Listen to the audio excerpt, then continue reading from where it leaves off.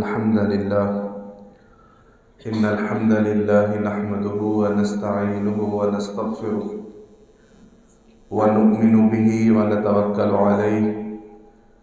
ونعوذ بالله من شرور أنفسنا ومن سيئات أعمالنا من يهده الله فلا مضل له ومن يضلله فلا هادي له وأشهد أن لا إله إلا الله وحده لا شريك له وأشهد أن محمدا عبده ورسوله صلى الله عليه وسلم اللهم صل على محمد وعلى آل محمد كما صليت على إبراهيم وعلى آل إبراهيم إنك حميد مجيد اللهم بارك على محمد وعلى آل محمد كما باركت على إبراهيم وعلى آل إبراهيم إنك حميد مجيد أما بعد فإن خير الحديث كتاب الله وخير الهدي هدي محمد صلى الله عليه وسلم وشر الأمور محدثاتها وكل محدثة بدعة وكل بدعة ضلالة وكل ضلالة في النار أعوذ بالله من الشيطان الرجيم بسم الله الرحمن الرحيم يا أيها الناس اتقوا ربكم الذي خلقكم من نفس واحدة وخلق منها زوجها وبث منهما رجالا كثيرا ونساء واتقوا الله الذي تساءلون به والأرحام إن الله كان عليكم رقيبا يا أيها الذين آمنوا اتقوا الله حق تقاته ولا تموتن إلا وأنتم مسلمون يا أيها الذين آمنوا اتقوا الله وقولوا قولا سديدا يصلح لكم أعمالكم ويغفر لكم ذنوبكم ومن يطع الله ورسوله فقد فاز فوزا عظيما رب اشرح لي صدري ويسر لي أمري واحلل عقدة من لساني يفقهوا قولي قابل قدر معزز سامعین و سامعات، اللہ ہم سب کا خالق و مالک ہے۔ دنیا کے اندر جتنے بھی تعریفی کلمات ہیں، کبریائی اور بڑائی کے جملے ہیں، ان سب کا حقیقی مستحق اللہ تعالی ہے۔ درود و سلام ہو ہمارے حقیقی پیر و مرشد، محسن و مربی، پیشوا مقتدی، سید الاولین والآخرین، امام الانبیاء جناب محمد رسول اللہ صلی اللہ علیہ وآلہ آلہ وسلم کی ذات اقدس پر۔ سورہ آل عمران کی تفسیر ہم اپنے خطبات کے اندر آپ کے سامنے بیان کر رہے ہیں کہ جس کے آخر کے اندر اللہ تعالیٰ نے ایک لمبے سلسلے میں غزوہ احد کے اسباب اور اس کے نتائج اور اس کے اسباب کو ذکر فرمایا ہے۔ یہ شروع سے اللہ تعالیٰ کی وحدانیت، عیسائیوں کے غلط عقائد، حضرت مریم علیہ السلام کی پیدائش اور اس کے اندر اہل ایمان کے لیے جو نصائح اور اسباق ہیں، پھر حضرت عیسیٰ علیہ السلام کی پیدائش، اس میں اللہ کا معجزہ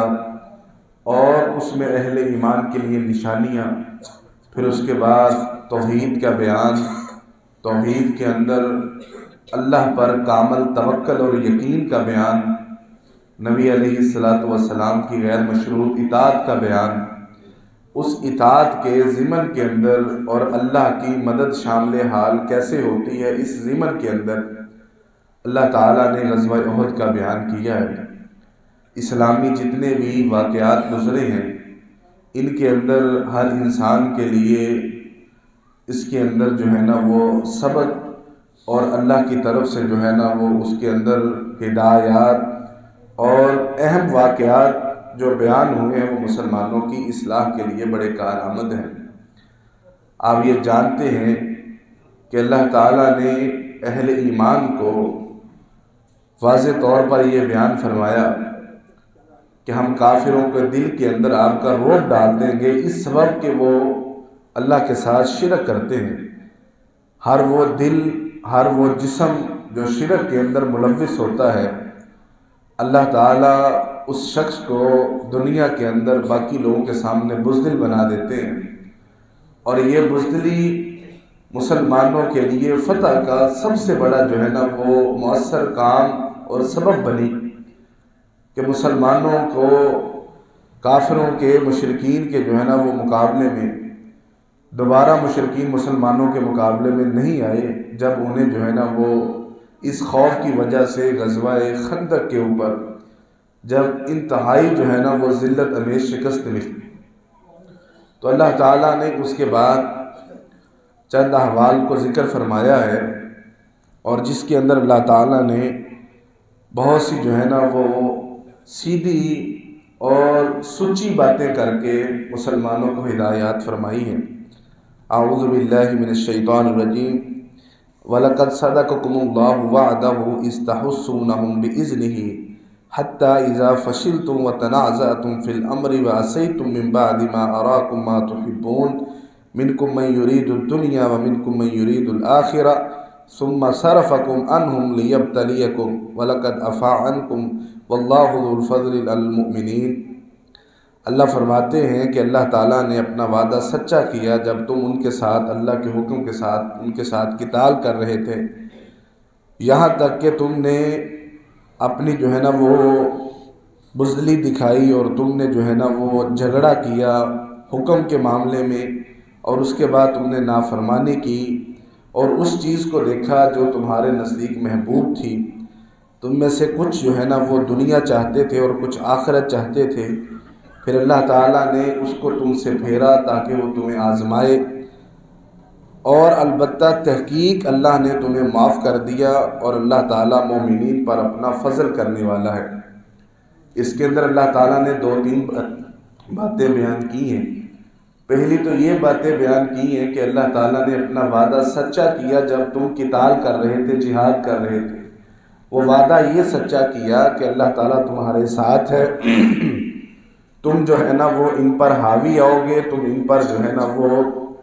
غالب آ جاؤ گے۔ تم نے جو ہے نا وہ اللہ کے رسول کی نافرمانی کی، اس کے بعد اللہ تعالیٰ نے اس فتح کو تم سے پھیر لیا تاکہ وہ تمہیں آزمائے۔ مسلمانوں نے نبی علیہ السلام کی دنیا سے چلے جانے کی خبر سن کر اور مال غنیمت کی جو ہے نا وہ بھاگ دوڑ کے لیے مسلمان جو ہے نا وہ اپنی مقررہ کردہ جگہ کو چھوڑے، اور ایک دم سے جب کفار کا حملہ ہوا تو ان میں سے کچھ جو ہے نا وہ منتشر ہو گئے، اکثر جو لوگ تھے، اور اس انتشار کے اندر، اس جو ہے نا وہ پھیل جانے کے اندر مسلمانوں کو خاصا نقصان ہوا کہ نبی علیہ السلام جو ہے نا وہ اس سے اگلی آیت میں آ رہا ہے کہ آپ جو ہے نا وہ انہیں آوازیں دیتے رہے کہ میرے پاس جمع ہو جاؤ، اس طرح منتشر نہ ہو، ہمیں نقصان ہوگا۔ تو اللہ تعالیٰ فرما رہے ہیں کہ تم میں سے بعض کا یہ لالچ تھا کہ انہیں جو ہے نا وہ سارا اجر یعنی کہ مال کا حصہ انہیں دنیا کے اندر مل جائے، اور کچھ کا جو ہے نا وہ آخرت ان کی توقع تھی، یعنی کہ جو ہر حال کے اندر رسول اللہ صلی اللہ علیہ وسلم کے ساتھ کھڑے ہوئے تھے۔ تو یہ احوال بیان کر کے اللہ تعالیٰ نے بہت بڑی بات بیان کی ہے۔ وَلَقَدْ عَفَا اللَّهُ عَنْكُمْ وَلَقَدْ عَفَا عَنْكُمْ وَاللَّهُ ذُو فَضْلٍ عَلَى الْمُؤْمِنِينَ، اور بلا شبہ اللہ تعالیٰ نے معاف کر دیا ہے ان کو، یعنی کہ اس کے بعد بھی حضرات صحابہ اکرام کو ان کی اس اجتہادی اور معمولی جو ہے نا وہ لغزش پر، اس غلطی پر اللہ تعالیٰ نے انہیں معاف فرما دیا۔ نبی کرام جو ہیں، نبی علیہ السلام کے جو اصحاب ہیں، ان پر اللہ کا سب سے بڑا فضل یہ ہے کہ اللہ تعالیٰ نے ان کی ہر غلطی کے بعد، جو انہوں نے چند غلطیاں ان سے ہوئی ہیں، ان کے بعد الگ الگ سے ان کے لیے معافی کا پروانہ جاری فرمایا۔ نبی علیہ السلام آپ پر یہ اترنے والا قرآن صحابہ اکرام کی اس مغفرت اور اللہ کی رضامندی کی سب سے بڑی دلیل ہے کہ اللہ تعالیٰ نے ابھی بھی اور اس کے بعد والی آیت، اس کے بعد والی آیت، سب کے اندر یہ واضح کیا ہے کہ اللہ تعالیٰ نے انہیں معاف کر دیا، اس لیے تاکہ آئندہ کوئی بھی صحابہ اکرام کے بارے میں کوئی بھی غلط بات نہ کرے، یعنی کہ وہ ان کی ان باتوں پر نشانہ نہ بنائے کہ یہ باتیں جو ہے نا وہ صحابہ اکرام میں موجود تھی، لہٰذا یہ ان کی غلطیاں ہیں، یہ نہ کہہ سکے۔ اللہ تعالیٰ نے ساری سچی باتیں بیان کی ہیں۔ بیٹا ادھر آ جاؤ، آپ تنگ نہ کرو، ادھر آؤ اٹھ کے، شاباش، اٹھ جائیں آپ، ادھر آ جائیں سامنے، شاباش، سیدھے ہو کے بیٹھ جاؤ، شاباش۔ تو اللہ تعالیٰ نے حضرات صحابہ اکرام کی یہ ساری باتیں بیان کر کے یہ واضح کیا ہے کہ اللہ تعالیٰ نے انہیں معاف کر دیا ہے۔ تو اہل جہان کو اس بات پر، اللہ کے اس حکم پر جو ہے نا وہ عمل کرنا چاہیے، اور صرف صحابہ اکرام کی ان باتوں کا ذکر کریں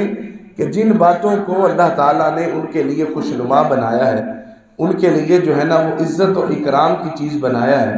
یہ دیکھیں نا، اللہ نے سارا پیچھے کتنا لمبا ماجرا بیان کیا ہے، اور سارا بیان کیا اس میں سے کون لوگ ہیں جو مخاطب ہیں، یعنی کہ کن کے بارے میں بیان ہوا ہے، یہ صحابہ اکرام کے بارے میں بیان ہوا، ان کی غلطی کو ذکر کیا ہے، پھر اس کے بعد ان کی جو ہے نا وہ اس نقصان کو ذکر کیا ہے، اس نقصان کو ذکر کرنے کے بعد پھر اللہ تعالیٰ نے ان کا ازالہ کیا ہے، ان کو فتح عطا کی ہے، ان کے ایمان کا ذکر کیا اور پھر ان کی معافی کا ذکر فرمایا۔ تو یہاں پر یہ عقیدے کی بات ہے، اس لیے ہم کہتے ہیں کہ نبی علیہ السلام کے جو اصحاب ہیں وہ معصوم نہیں ہیں، وہ مغفور ہیں، یعنی کہ یہ نہیں ہے کہ ان سے غلطی نہیں ہو سکتی، یہ ہے کہ اللہ نے ان کو ان کی تمام غلطیوں کے باوجود جنت کا مستحق ٹھہرایا ہے، ان کو جو ہے نا وہ اللہ تعالیٰ نے دنیا کے اندر جنتی قرار دیا ہے، اللہ تعالیٰ نے ان پر وہ رضامندی ظاہر کی ہے جو رضامندی جنتیوں کو جنت کی نعمت حاصل کرنے کے بعد ملے گی۔ نبی علیہ السلام فرماتے ہیں اللہ تعالیٰ جب جنتیوں کو جنت میں، جہنمیوں کو جہنم میں داخل کر دیں گے، اس کے بعد اللہ تعالیٰ جنتیوں کو اپنے پاس بلائیں گے۔ اللہ تعالیٰ ہمیں ان خوش نصیبوں میں شامل فرمائے۔ اللہ تعالیٰ ہمیں ایسے اعمال کرنے کی توفیق عطا فرمائے کہ اللہ تعالیٰ ہم سے راضی ہو جائے۔ اللہ تعالیٰ انہیں بلائیں گے اور پوچھیں گے کہ میں نے اپنا وعدہ جو ہے نا وہ تم پر پورا کر دیا، یعنی کہ جنت دینے کا،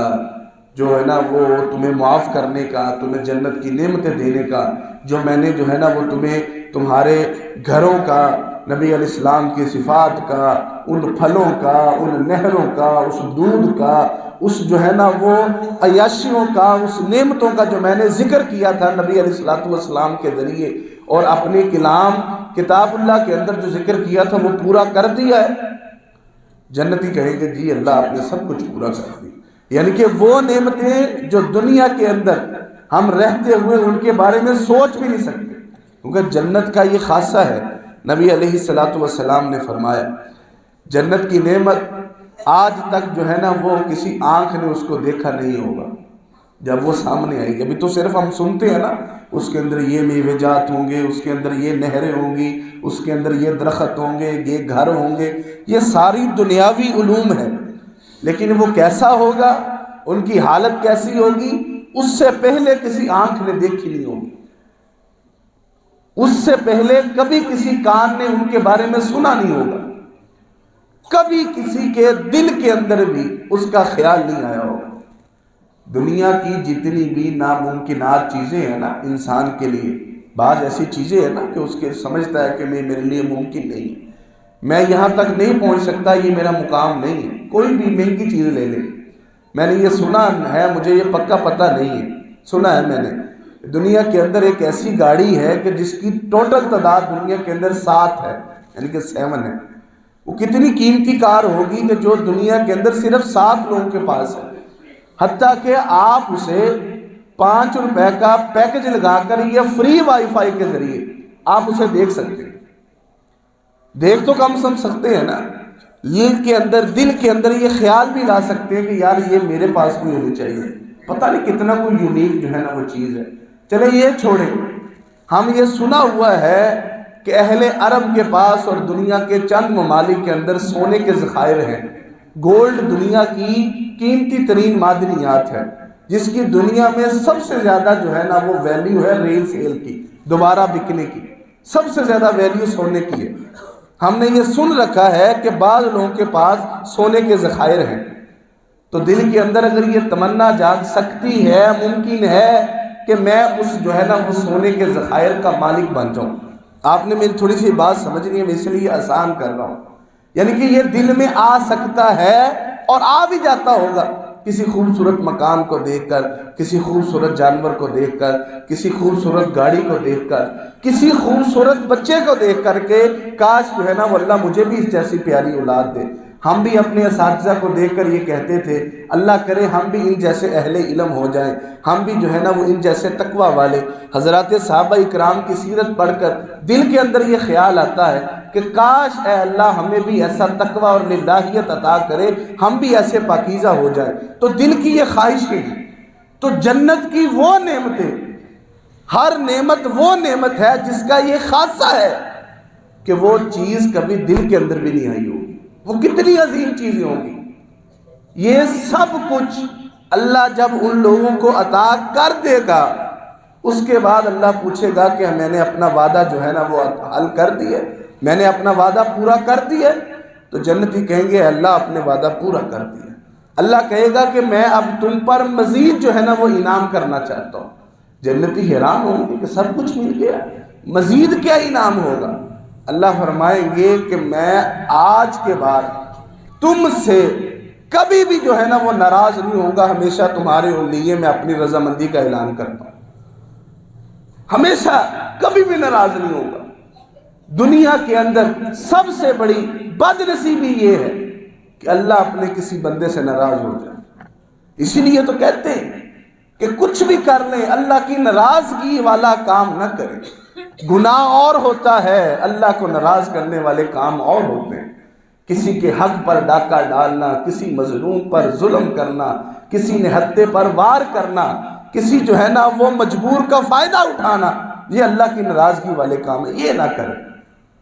اللہ کہتے ہیں میں کبھی بھی تم سے ناراض نہیں ہوں گا، میں آج کے بعد تمہارے لیے اپنی رضامندی کا پروانہ جاری کرتا ہوں۔ یہ کن کو اللہ نے کہا ہے؟ جن کو جنت مل گئی ہے، اس کے بعد نہ کبھی موت آئے گی نہ کبھی بیماری آئے گی۔ حتیٰ کہ یہ جو تھوک پھینکتے ہیں، یہ جو کبھی جو ہے نا وہ ناک سے جو ہے نا وہ فضلہ آتا ہے، بلغم آتی، یہ بھی کبھی نہیں آئے گی۔ نہ پیشاب آئے گا، نہ گندگی نکلے گی، نہ کوئی پھوڑا، نہ کوئی پھنسی نکلے گی، کچھ بھی نہیں ہوگا۔ اس کے بعد اللہ اپنی رضامندی کا اعلان کرے۔ تو یہ رضامندی اللہ نے دنیا کے اندر حضرات صحابہ اکرام کو عطا کی۔ دنیا کے اندر کتنی بڑی چیز ہے، اللہ نے کوئی شک باقی نہیں رکھا، کوئی شک باقی نہیں رکھا۔ صرف ان کی تعریفیں کرنی ہے، صرف ان کی جو ہے نا وہ فضائل بیان کرنے۔ ایک تو نا ان کی اتنی بڑی غلطیاں ہو تو ہم چھپائے، وہ جو معمولی چیزیں ہیں ان کو بھی بیان نہیں کرنا، صرف یہ بیان کرنا ہے کہ ہم نے جو ہے نا وہ ان کے نقش قدم پر چلنا ہے۔ اللہ تعالیٰ خود فرماتے ہیں فَإِنْ آمَنُوا بِمِثْلِ مَا آمَنْتُمْ بِهِ فَقَدِ اهْتَدَوْا، اگر تم واقعی ایمان لانا چاہتے ہو تو ان جیسا ایمان لاؤ جو ہدایت یافتہ ہے، یعنی کہ حضرات صحابہ اکرام۔ تو آپ کو اس چیز پر جو ہے نا وہ علم ہو جانا چاہیے۔ اللہ تعالیٰ اس کے بعد سب سے بڑی جنت کی نعمت دیں گے، وہ کیا ہے کہ اللہ تعالیٰ جو ہے نا وہ جنتیوں کو اپنا دیدار کروائیں گے۔ اس دیدار کے بعد جنتی جنت کی نعمتوں کو بھی بھول جائیں گے۔ اللہ تعالیٰ ہمیں ان خوش نصیبوں میں شامل فرمائے۔ اللہ تعالیٰ ہمیں ایسے اعمال کرنے کی توفیق عطا فرمائے کہ اللہ ہمارے ان معمولی گناہوں کو ہمارے ان اعمال کے بدلے اللہ معمولی جان کر، چھوٹے جان کر اللہ تعالیٰ ہمیں معاف فرما دے۔ تو اللہ تعالیٰ نے ان کے لیے عام معافی کا اعلان کر دیا۔ پھر اللہ تعالیٰ مزید آگے یہی بیان کر رہے ہیں اِسْتُسْعِدُونَ وَلَا تَلْوُونَ عَلَىٰ أَحَدٍ وَالرَّسُولُ يَدْعُوكُمْ فِي أُخْرَاكُمْ فَأَصَابَكُمْ غَمٌّ بِغَمٍّ لِكَيْ لَا تَحْزَنُوا عَلَىٰ مَا فَاتَكُمْ وَلَا مَا أَصَابَكُمْ وَاللَّهُ خَبِيرٌ بِمَا تَعْمَلُونَ۔ اللہ تعالیٰ فرما رہے ہیں کہ جب جو ہے نا وہ تمہیں تمہارے رسول جو ہے نا وہ پکار رہے تھے اور تم جو ہے نا وہ تمہارے آوازیں تمہارے لیے لگا رہے تھے، تمہیں جو ہے نا وہ غم پر غم پہنچا تاکہ تم جو ہے نا وہ اس کو آگے والے آئندہ غم کے لیے تم جو ہے نا وہ بچ جاؤ اور تمہیں جو ہے نا وہ کوئی تکلیف نہ پہنچے۔ واللہ خبیرم، اللہ تعالیٰ تمہارے ہر کام سے ہر عمل سے باخبر ہے۔ یعنی کہ جب وہ لوگ آپ کو میں نے بتایا کہ منتشر اللہ کے رسولوں نے آوازیں لگا رہے، مسلمانوں پر چاروں طرف سے حملہ ہوا، ہر طرف سے مسلمانوں پر حملہ ہوا، اس وقت رسول اللہ صلی اللہ علیہ وسلم پر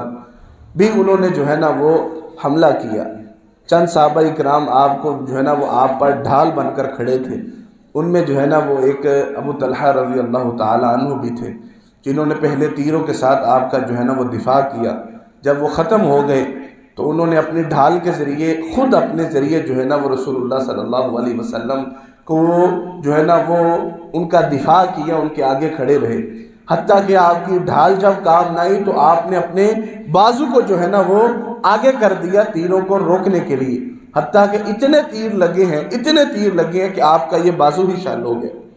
یہ بازو ہی آپ کا شل ہو گیا۔ صحیح بخاری کے اندر ہے، صحابہ اکرام دوسرے بیان کرتے ہیں کہ ہم نے واقعی حضرت ابو طلحہ کا بازو دیکھا ہے تو وہ بازو اس وقت جو ہے نا وہ شل ہو چکا تھا، یعنی کہ تیروں کو اپنے بازو کے ذریعے روکنے کی کوشش کی ہے۔ اللہ تعالیٰ انہیں جو ہے نا وہ اس پر بہترین اجر عطا فرمائے۔ تو اللہ کے نبی اللہ تعالیٰ نے انہیں کہا ہے کہ پھر تمہیں غم کے اوپر غم پہنچا ہے۔ غم کے اوپر غم، امام ابن کثیر جو بڑی مشہور تفسیر کے مصنف ہیں، تفسیر ابن کثیر کے،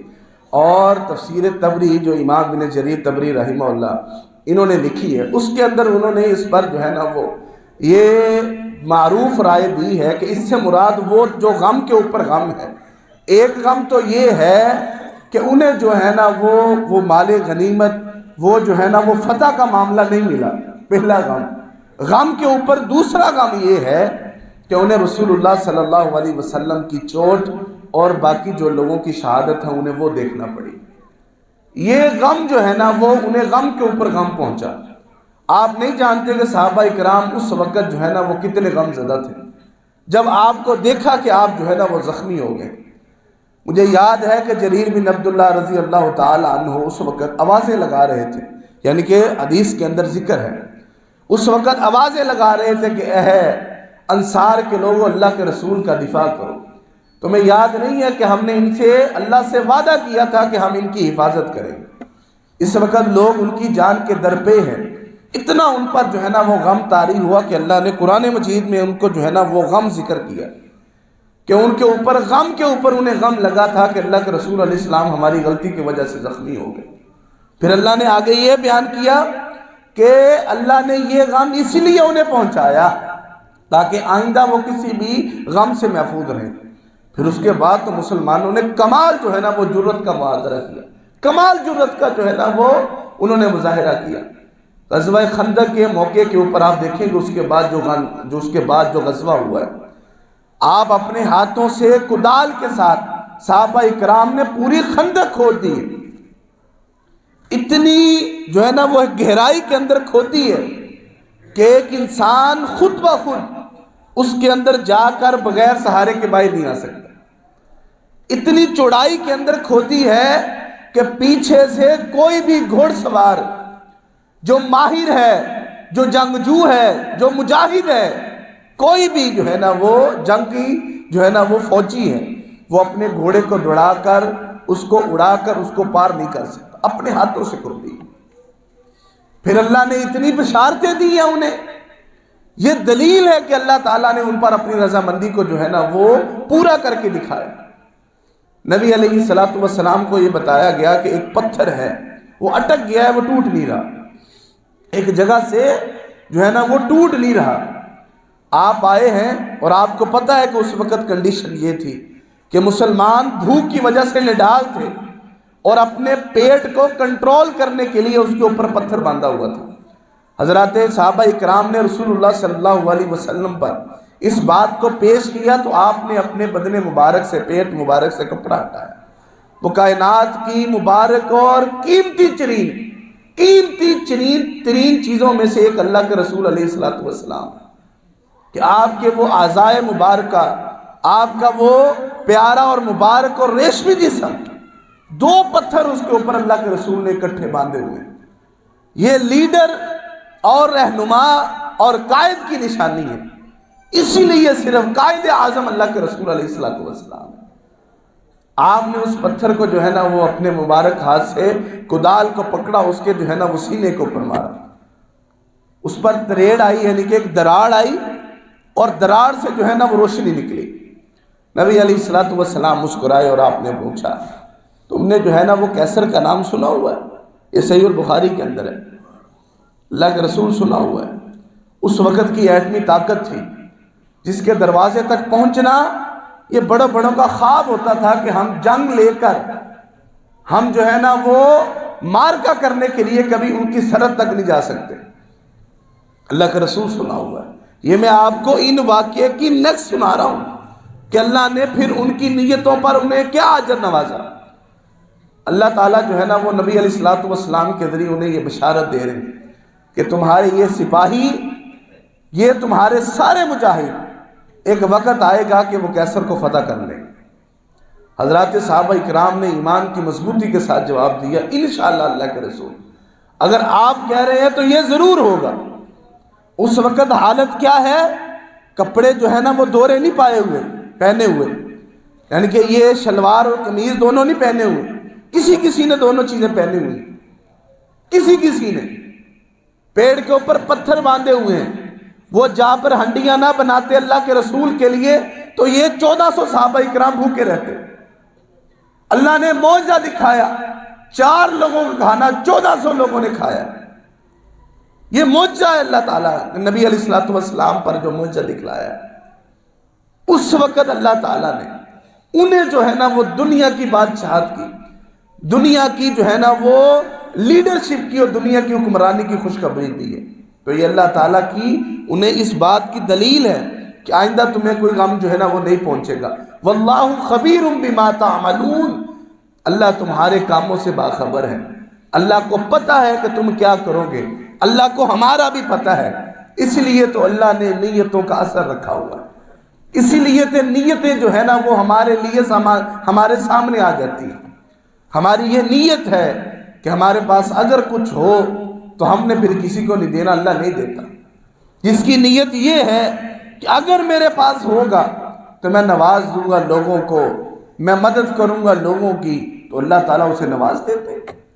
یہ تو اللہ کا وعدہ ہے۔ نبی علیہ السلام نے فرمایا لا رشک الا فی اثنتین، صحیح البخاری اور صحیح مسلم دونوں کے اندر یہ روایت موجود ہے۔ آپ فرماتے ہیں کہ 2 لوگوں کے علاوہ کسی کو دیکھ کر آپ یہ دل میں خیال نہیں کر سکتے اللہ مجھے بھی ایسا بنا دے۔ 2 لوگوں کے علاوہ آپ کسی کے اوپر رشک نہیں کر سکتے کہ اللہ مجھے بھی ایسا بنا دے۔ پہلا وہ شخص ہے جسے اللہ نے دین کا علم دیا ہے اور وہ دن اور رات کے اندر دین کی اس تعلیم کو عمل کرتے ہوئے اس کو پھیلاتا ہے، دنیا والوں کو سکھاتا ہے، تو اسے دیکھ کر یہ رشک کر لینا چاہیے کہ اللہ مجھے یہ موقع دے تو میں بھی دنیا اور آخرت میں اپنی جو ہے نا وہ کامیابی پکی کروا دوں۔ دوسرا وہ مالدار، میں نیتوں کا اثر بتا رہا ہوں کہ نیتیں کیا اثر کر دیتی ہیں۔ دوسرا وہ مالدار جو یہ نیت کرے کسی مالدار کو دیکھ کر، کون سا مالدار؟ جو دن اور رات کی جو ہے نا وہ وقت کے اندر اپنے مال کو لوگوں کے درمیان اللہ کی رضامندی کے لیے خرچ کرتا ہے، دین اور دنیا کی سربلندی کے لیے اس کو خرچ کرتا ہے۔ اس کو دیکھ کر دل کے اندر یہ تمنا لے آنی چاہیے، یہ سوچ کر کہ اللہ مجھے بھی مال دے تو میں بھی اس طرح دین اور دنیا والوں کی خدمت کر سکوں، اللہ پھر نوازے گا اس کو۔ تو یہ نیتیں ہیں۔ اللہ کہتا ہے واللہ خبیر بما تعملون۔ کبھی بھی یہ مت سوچئے گا آپ اپنے آپ کو دھوکہ دے سکتے، اللہ کو دھوکہ نہیں دے سکتے۔ آپ اپنے دلوں کے اندر میل کچیل رکھیں، بغض رکھیں، حسد رکھیں، اور آپ یہ سوچیں کہ آپ اللہ سے نظروں سے، اللہ کے حکم سے، اس کے اذن سے بچ جائیں گے۔ آپ صرف اپنے آپ کو دھوکہ دے رہے ہیں۔ یخادعون اللہ والذین آمنوا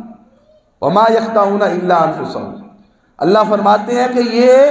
اپنے آپ کو جو سمجھتے ہیں کہ یہ مومنوں کو دھوکہ دے رہے، اللہ کو دھوکہ دے رہے، حالانکہ یہ اپنی جانوں کو جو ہے نا وہ دھوکہ دے رہے، اپنے آپ کو دھوکہ دے رہے۔ اللہ تعالیٰ جو ہے نا وہ ہمیں اس سے محفوظ فرمائے۔ اس کے بعد اللہ فرماتے ہیں پھر اللہ نے ان پر جو ہے نا وہ ثم انزل علیکم من بعد الغم امنۃ نعاسا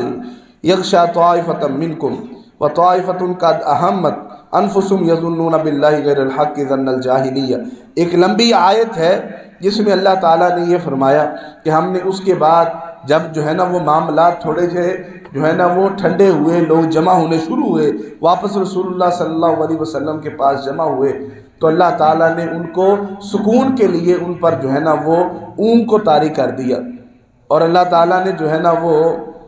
یہ کہہ دیا کہ منافقین نے یہ کہنا شروع کر دیا کہ اس میں ہمارے لیے کوئی امر نہیں ہے۔ آپ ان سے کہیے کہ ہر معاملہ اللہ کے پاس ہے سارا کا سارا، جو تم لوگوں سے چھپاتے ہو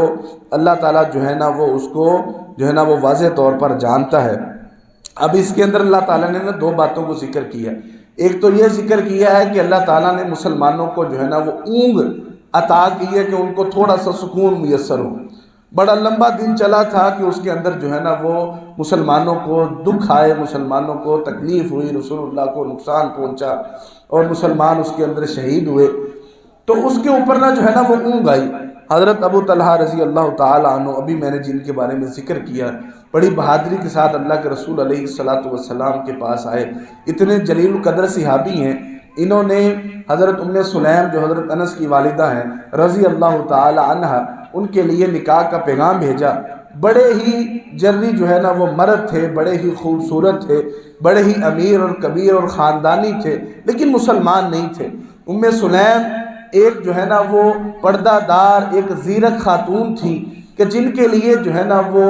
کسی بھی نکاح کے اندر آنا اس گھر کو روشنی اور سنوارنے کے مترادف تھا۔ ابو طلحہ نے ان کے لیے نکاح کا پیغام بھیجا تو انہوں نے جواب کے اندر کہا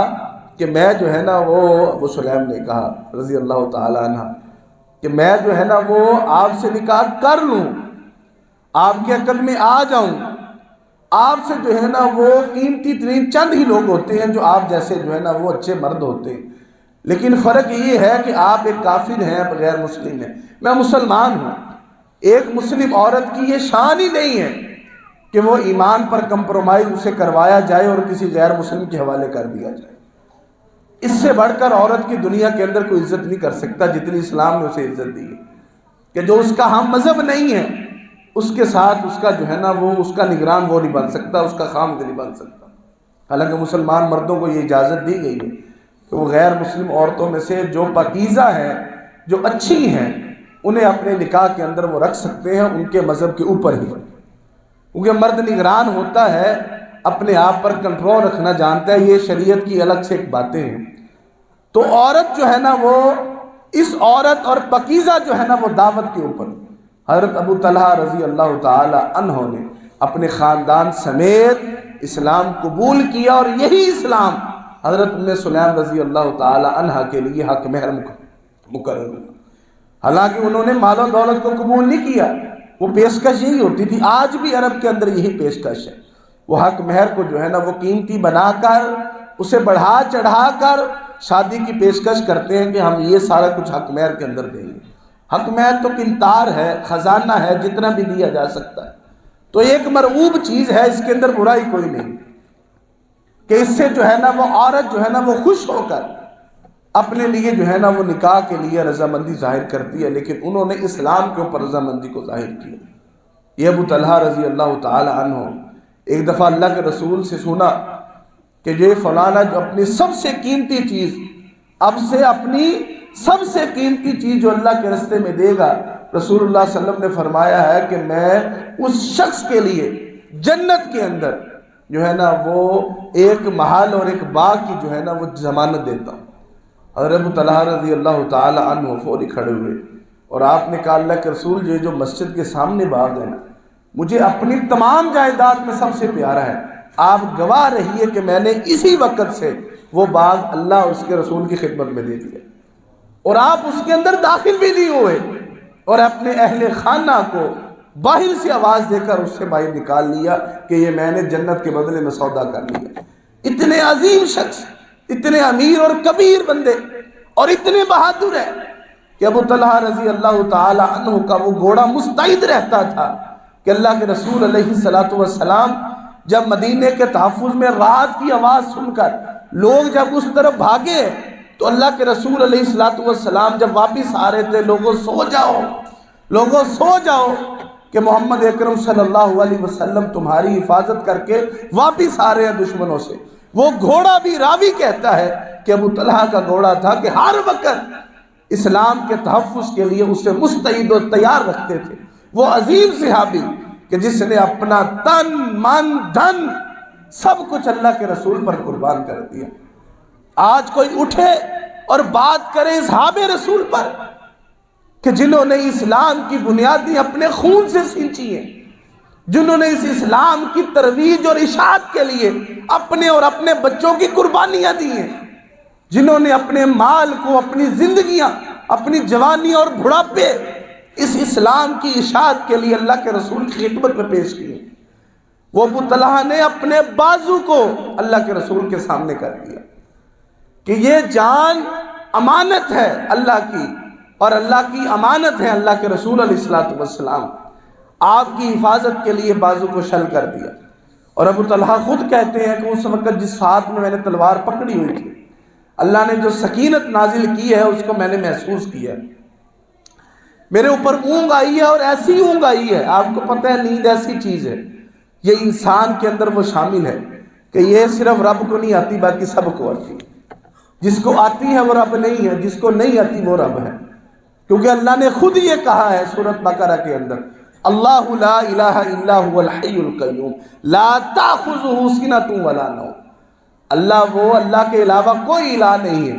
وہ خود بھی زندہ ہے اور قائم رکھنے والا ہے، نہ اس کو اونگ آتی ہے نہ اس کو نیند آتی ہے۔ یہ اللہ کا خاصہ ہے کہ اس کو اونگ نہیں آتی، اور جب نیند آتی ہے تو دنیا ساری بھول جاتی ہے، زخم سارے ماند پڑ جاتے ہیں۔ وہ کہتے ہیں نا کسی مریض کو نیند آ جائے یا اس کو دوا دینے سے بہتر ہے کہ وہ سو جائے۔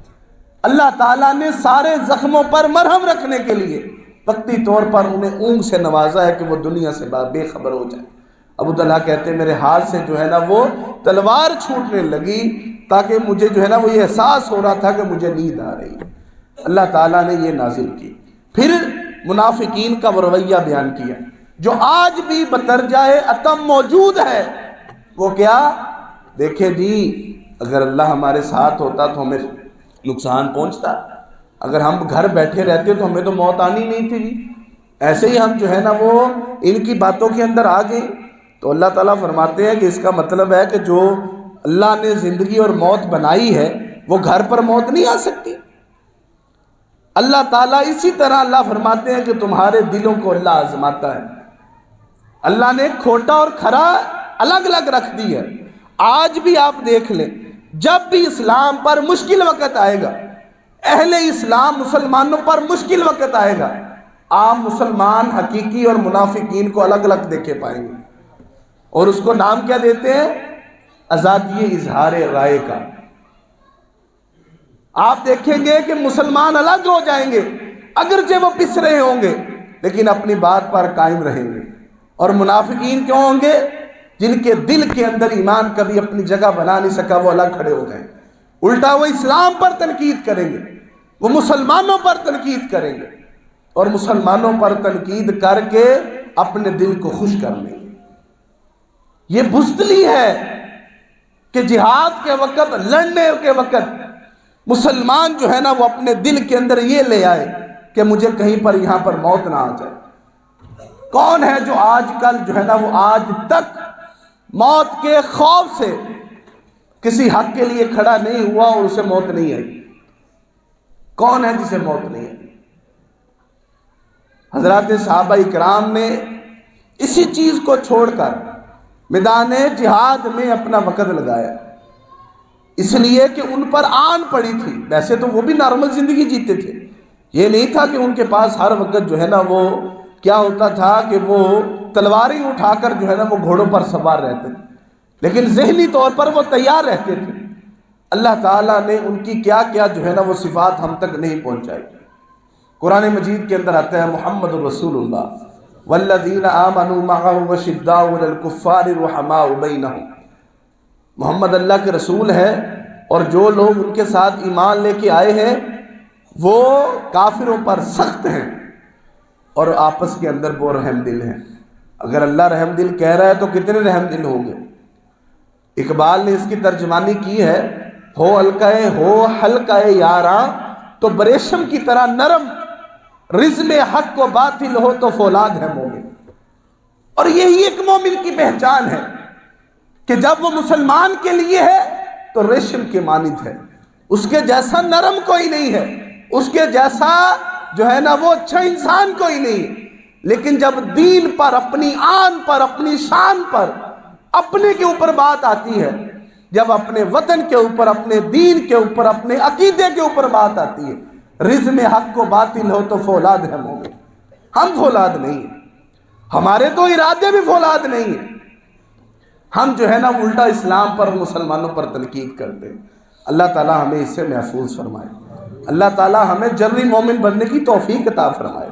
اللہ تعالی ہمیں حضرات صحابہ اکرام کے عقیدے پر عمل کرتے ہوئے ان جیسا عقیدہ بنا کر ان جیسے اعمال کرنے کی توفیق عطا فرمائے۔ اللہ تعالی ہمیں ان قرآن مجید کے ان اسباق سے سیکھ کر ان پر عمل کرنے والا بنائے۔ یہیں سے انشاءاللہ اگلے خطبے کا آغاز کریں گے۔ وآخر دعوانا الحمدللہ رب العالمین۔